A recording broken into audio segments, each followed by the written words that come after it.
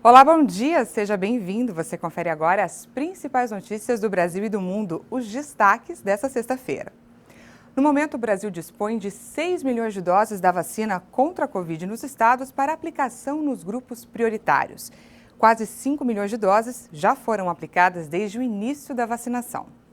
Segundo o Ministério da Saúde, em cerca de 38 mil postos espalhados pelo país, a vacinação atende a mais de 14 milhões de pessoas do primeiro grupo prioritário, que inclui trabalhadores da saúde, idosos acima de 75 anos, pessoas com 60 anos ou mais que vivem em instituições e população indígena.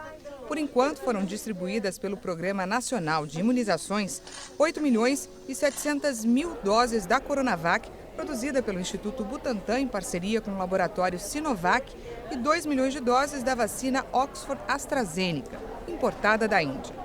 Em audiência pública no Senado, o ministro da Saúde, Eduardo Pazuello, disse que novas doses devem ser entregues a partir de segunda-feira pelo Instituto Butantan.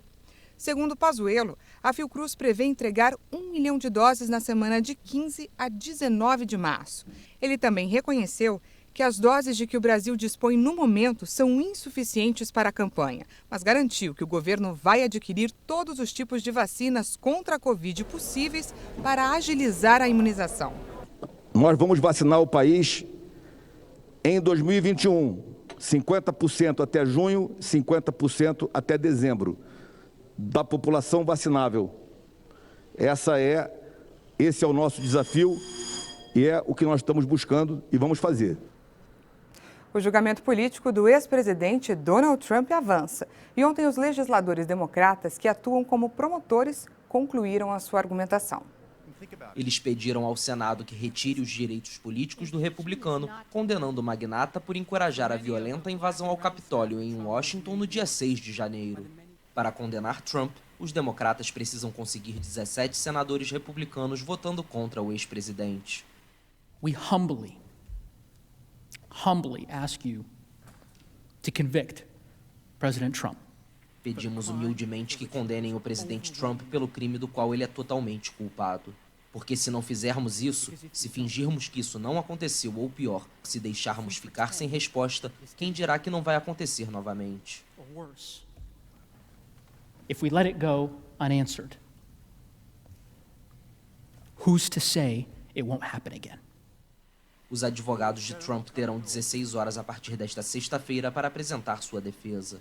O ex-presidente é acusado de ter incitado milhares de pessoas a invadirem o Capitólio, impedindo a certificação da vitória eleitoral de Joe Biden. O episódio deixou 5 mortos, incluindo uma mulher baleada dentro da sede do Congresso americano e um policial morto por uma multidão de apoiadores de Trump. Depois de causar indignação com comentários sexistas, o presidente do comitê organizador dos Jogos Olímpicos anunciou hoje a sua renúncia ao cargo. O nome do substituto ainda não foi divulgado.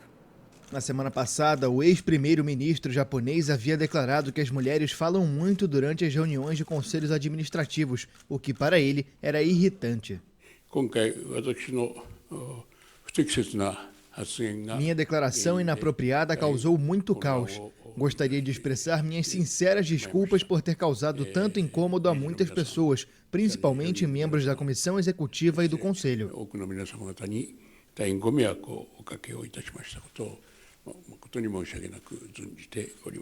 No dia seguinte às declarações, Mori havia se desculpado de maneira protocolar, mas descartou a ideia de uma renúncia, o que provocou uma avalanche de críticas no Japão e no exterior. A saída de Mori e o vazio de liderança provocados pela controvérsia se unem aos problemas dos organizadores, que lutam para conquistar um público reticente com a organização dos Jogos.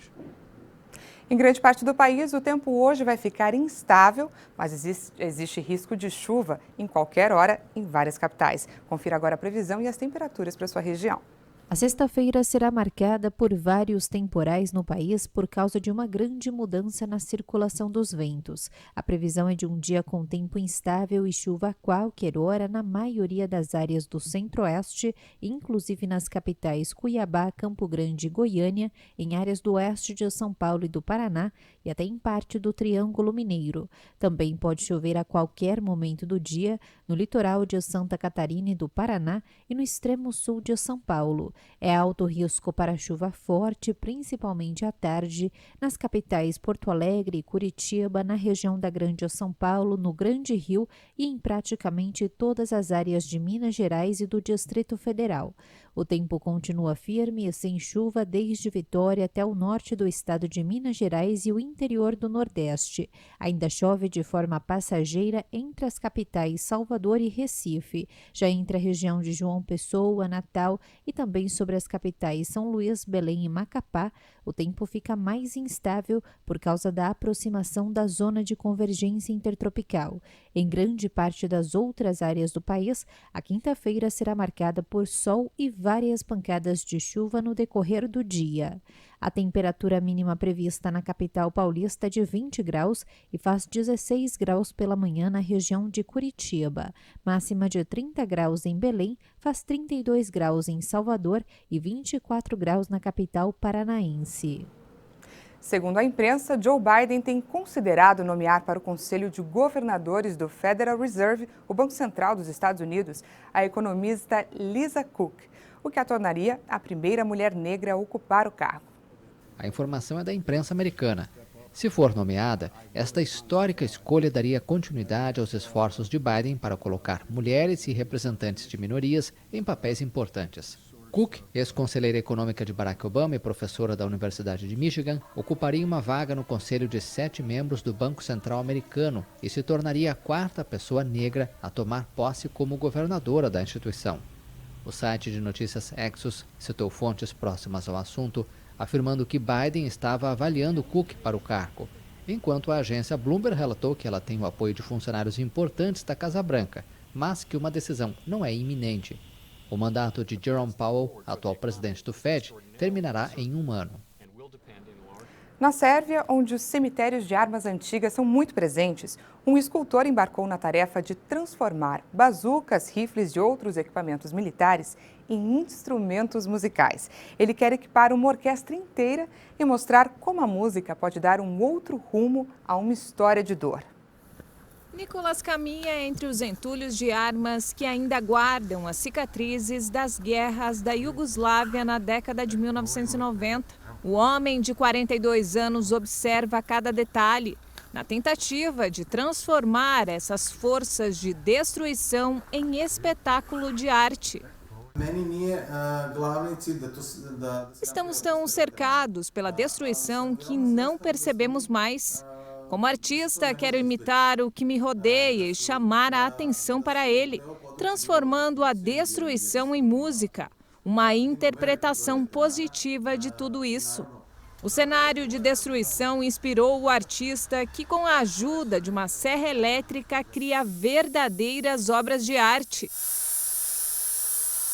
Um capacete do exército, uma bazuca e um rifle, aos poucos se transformam em um violoncelo, que com sua melodia consegue mudar um passado de dor. Depois das guerras, os depósitos que vendem equipamentos militares desativados são uma visão comum em todo o país. Esses cemitérios são o lar de armas, bombas e máscaras de gás, bem como veículos de combate, radares e até mesmo enormes pedaços de aviões. O objetivo do escultor é formar uma orquestra completa que viaje e toque por toda a região, tendo veteranos de guerra como alguns dos músicos.